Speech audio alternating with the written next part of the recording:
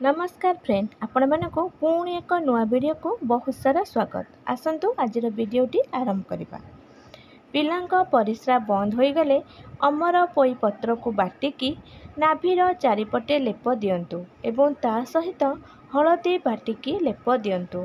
जदि नाभिरे घा होइथाए तेबे हलदी गुंड किंबा लिंब पत्र को गुआ घीरे भाजिकी सेही पत्र को लगेଇବା द्वारा यह बहुत शीघ्र भल हो जाए।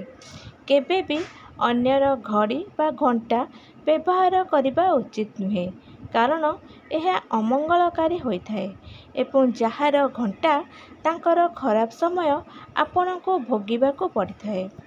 नारी ऋतुमती हेबार चतुर्थ दिन, षष्ठ दिन, अष्टम दिन, दशम दिन एवं 12 दिन एही दिन मानकरे जदि गर्भ रुहे तेबे पुत्र संतान प्राप्त होइथाए बोली विश्वास रहिछि।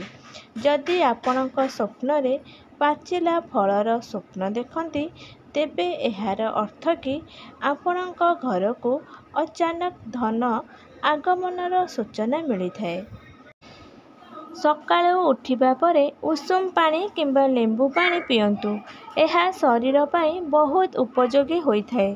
छोट छुआ को ज्वर होइथिले पियाज को काटिकी पादरे मालिश करिबा द्वारा शरीर ज्वर बा टेम्परेचर कम होइथाए।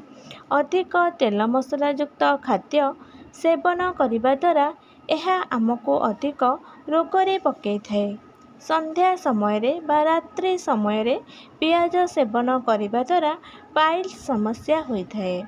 जो महिला मानकर बयस 40 रु 45 वर्ष मध्य होइथाए सेमाने अधिक बीट खाइबा उचित। प्रतिदिन जदि निज खाद्य रे कला लुण खाआंती तेबे यह द्वारा हार्ट जंत्रणा होई न थाए। मृत्यु आसिबा पूर्वरु मनीष शरीर रंग बदली जाइथाए।